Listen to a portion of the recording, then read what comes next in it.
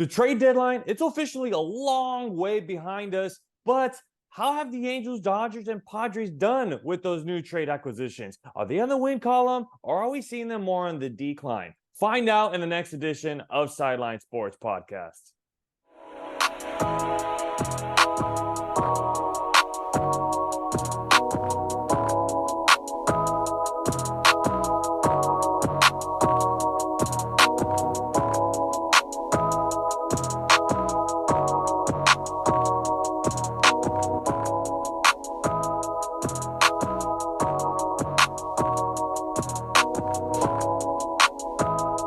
Welcome to Sideline Sports Podcast. If you're not on the sideline, it's not Sideline Sports Podcast. What's going on, everybody, and welcome to another installment of Sideline Sports Podcast. I am the host, Alex Naveja, or if you're not on the sideline, it's not Sideline Sports Podcast. If you guys could please do us a favor and do us a solid of following us on all of our social media platforms. Last night, we were just at the Fernando Valenzuela retirement of the number 34 ceremony. Got that on TikTok, got some content for you guys on Twitter and on IG. You guys can follow us on Twitter, now called X, if you guys really want to be proper. TikTok, Instagram, and on Facebook, trying to get all the coverage out there of SoCal sports. And of course, if you guys are liking the episodes we're putting up, give a thumbs up. Comment down below what you guys want to see, what new athletes you guys want to see interviewed here. We're all ears, and we're willing to bring anybody here on the podcast. And hit the subscribe button and the notification bell so you guys know when we're going to be uploading episodes. But without further ado, on my left-hand side, he has definitely made an appearance here on Sideline Sports Podcast. But before, he had his own little thing going on called Ravine Fiend, if you guys are very familiar with that. Now he's with BR Report. He helps produce the Mookie Betts podcast when he's here in LA. He's only been with Mookie, with Aaron Judge, with Mike Trout himself. Doesn't need an introduction, but he does need an introduction. He goes by Vince Samperio. What is going on, Vince? Been a while since I've seen you. Yeah, man. I were you on the big screen last night? Now that I think about it, I think I saw. If you had a Chato jersey, that was definitely you. You know what? That was me. And the quick story, I actually have to give a shout out to my boy Andrew Rector. He's a play-by-play broadcaster. We work together, and he told me, "Hey, I work for Dodger Vision." And I told him, "Hey, man, look, I'm gonna be at the game on Friday." And I was saying it so I can, kind of meet up, say what's up, dab up your boy, whatever. And he was like, "Hey, where are you seated?" And I tell him, "Oh, I'm in section 28, reserve, row B." He's like, "All right, I got you." And I'm like, I didn't know what he meant by that. I thought he was going to meet me. But next thing you know, he texts me, "Hey, I'm getting on the next break." And I'm like, okay, I'm assuming like in the middle of the third. Yeah. No, like I look at the screen and I see my dad and I are like, "Oh, yeah, what's up?" And I got a couple messages from people are like, "Hey, was that you?" I'm like, "Yeah, that was me." So shout out to Andrew Rector, my boy, camera ops with Dodger Vision for sure. There you go. So I know you just need to know people. That's it. You just got to know the right people to get on the Jumbotron. It's not by curiosity, guys. You got to know the people there at Dodger Vision. But without further ado, I want to start with the hottest topic in the trade deadline, the Los Angeles Angels of Anaheim. A lot of people were thinking, "Hey, what's gonna happen with Shohei? Is he gonna go somewhere? Is he not gonna go somewhere? Are the Angels gonna be all in?" And they decided to go all in, man. And it's interesting. Like, they went all in. The guys that they got, I think they were the busiest team here in SoCal to acquire a couple of players. They definitely got more players than the Dodgers and the Padres did, but they're not exactly winning. Yeah, it's been tough for them. And I respected the fact that they went for it. The easy way out would have been trade Ohtani, build for the future. But like the thing is, like when you've seen, Artie Moreno and everybody, they haven't been able to build for a while now. So, them getting all these draft picks or prospects doesn't necessarily mean it was going to work out for them. So they had the sights on the wild card. They were close enough at the time. They made the moves. They made some, pretty decent moves that could have worked out for them. And they haven't. The guys. Giolito's been okay, not great. He's had, one good start, one okay start, and one bad start, if I'm not mistaken. And then, CJ Cron's not hitting yet. Grichuk had a home run in his first at bat. So like the guys that they got were the right guys to go after, especially considering they don't have a lot of prospects. They didn't have much to work with. And they were hoping that those guys could hold it over until the injuries. Trout came back. If Neto came back, Ohapi came back, but they haven't. They won like one since the deadline, and none of those guys are close to getting back. And now it's looking like a disaster.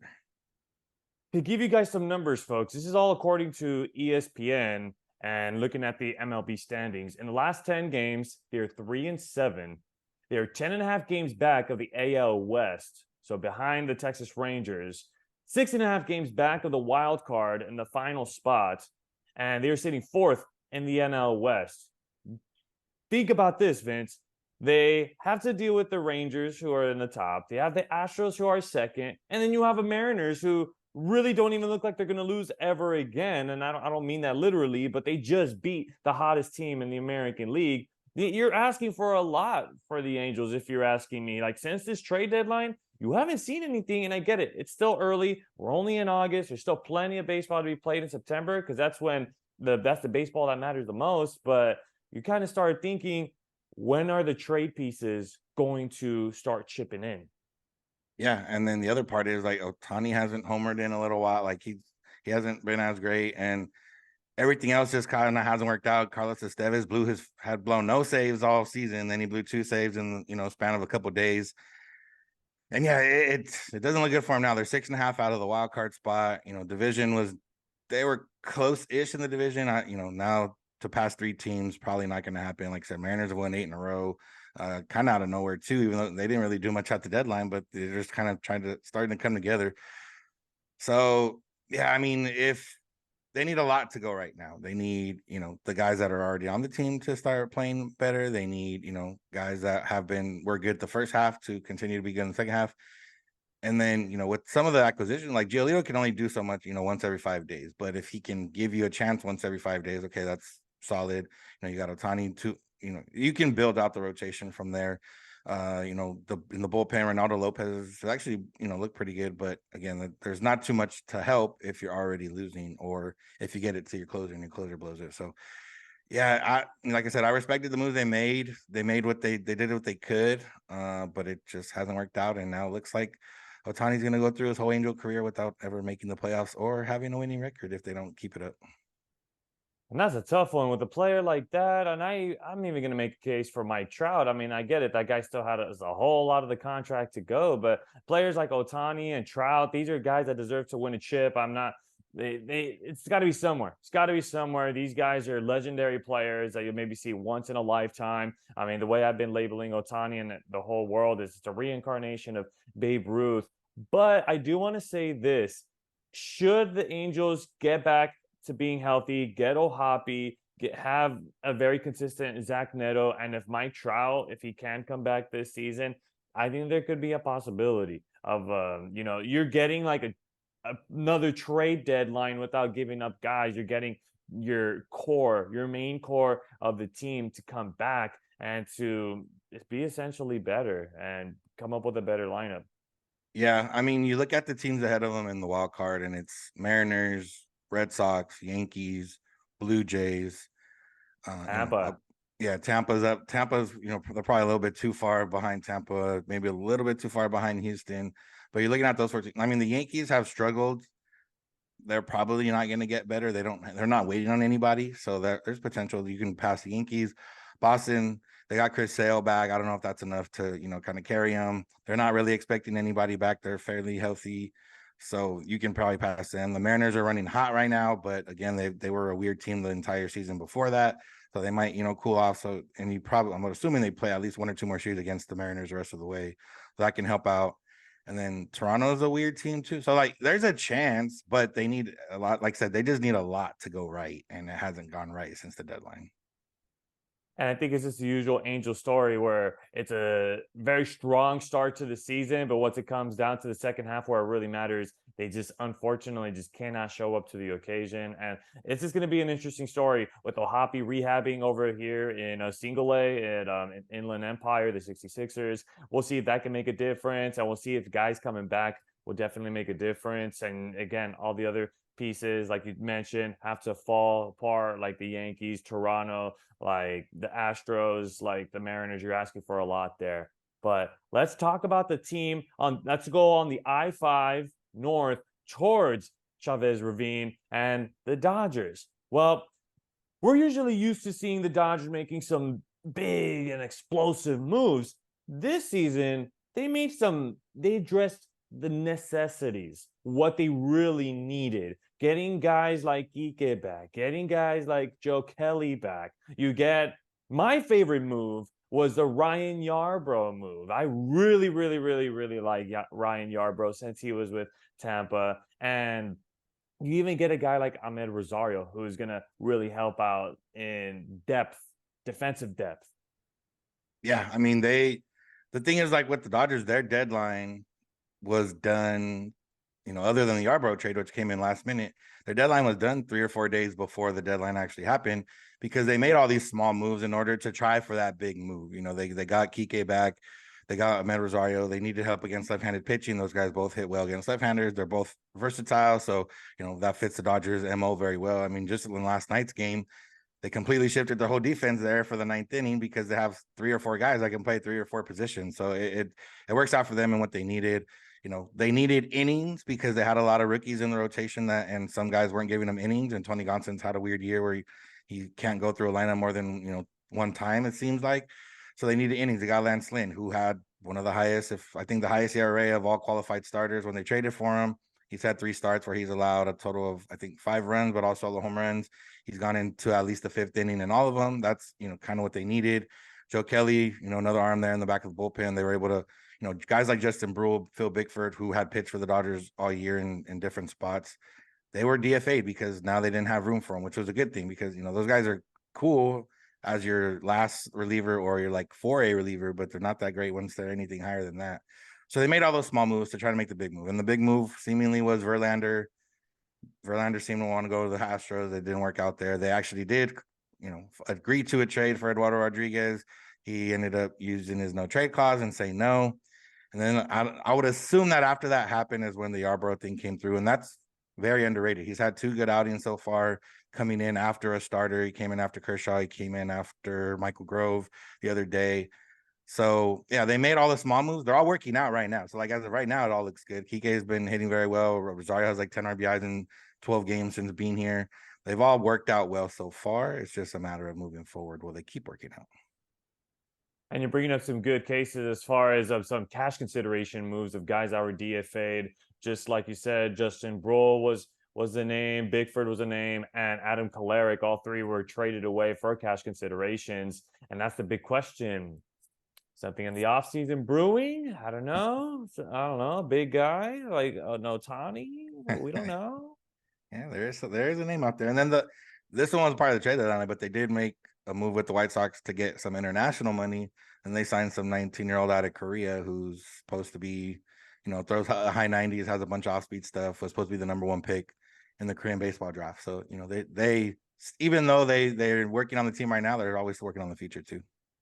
Absolutely. And I mean, I love the stuff that they do internationally, wherever it may be in the Latin countries or even more in the Asian countries. They always seem to find the next star there. And you know what? I can't wait for him to come here to Rancho, to Single A. And I'd like to see him live and to see him take the mound. I think that would be very impressive just to see him perform and to see him before he even comes to LA, before he makes his Los Angeles Dodgers debut. I think that'd be pretty impressive. But since we did talk about the Angels numbers, Dodgers numbers, last 10 games, 9-1.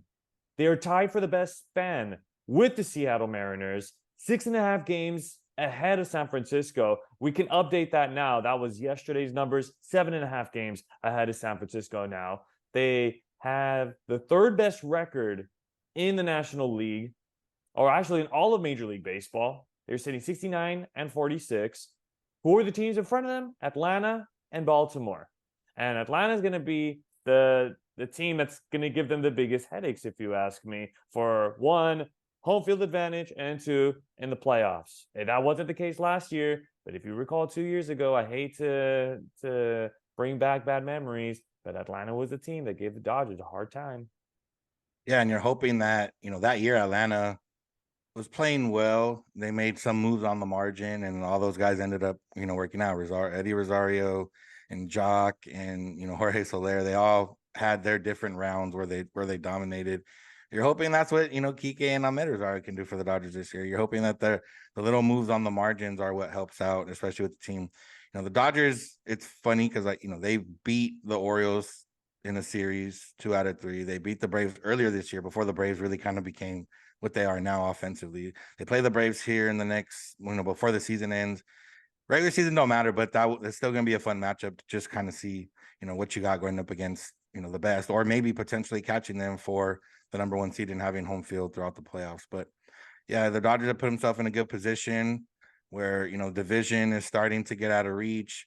They can, figure things out a little bit, and all coming on a year where, not as many people pick the Dodgers to win the West as maybe before. Right.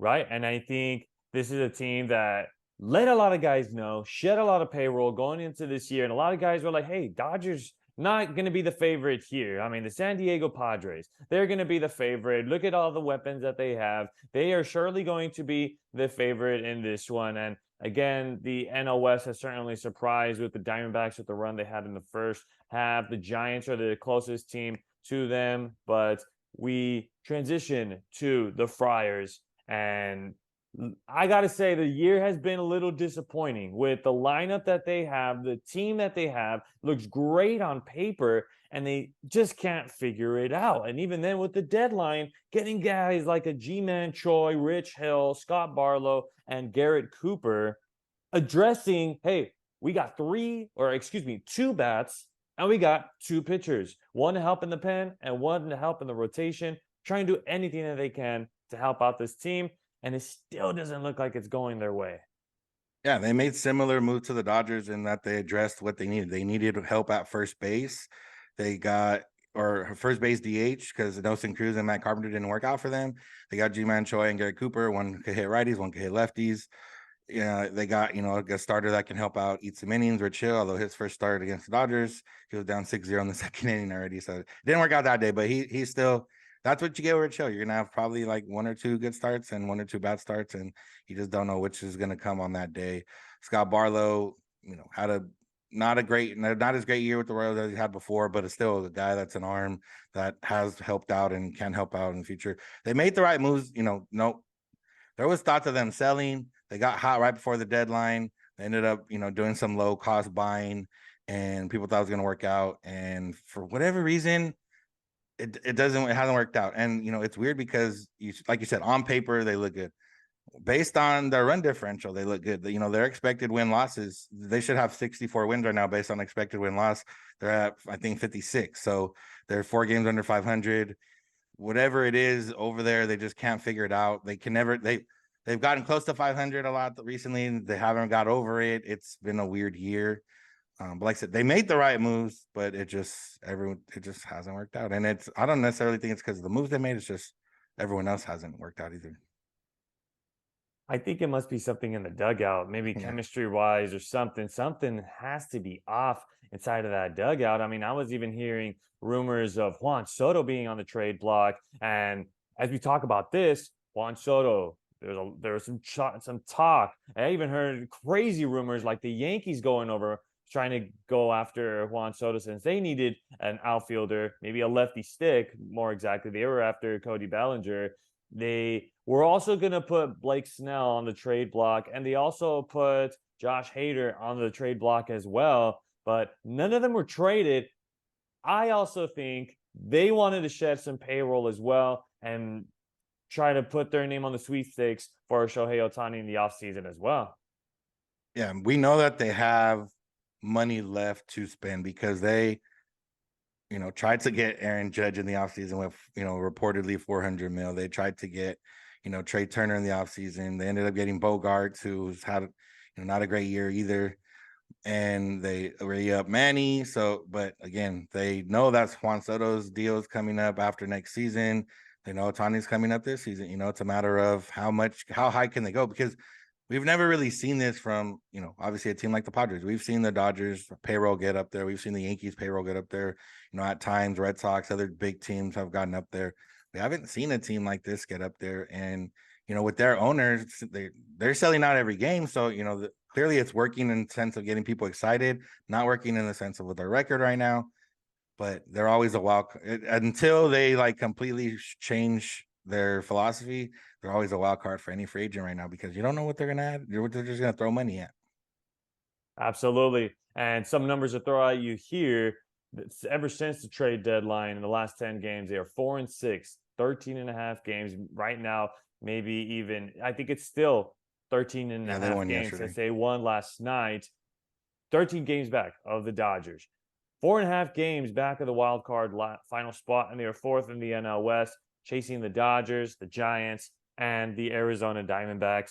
I mean, I could see the Padres leapfrogging over the D-backs. D-backs aren't playing hot at all. Maybe this is the coldest team in baseball right now, just all of a sudden going on a decline. And the Dodgers just came off of a series against the D-backs. So they actually did a favor for the San Diego Padres. And I know the Padres, I think they right now are playing the D-backs. Yeah, they're playing the D-backs. So I could see them going over it. The Giants are starting to cool down as well.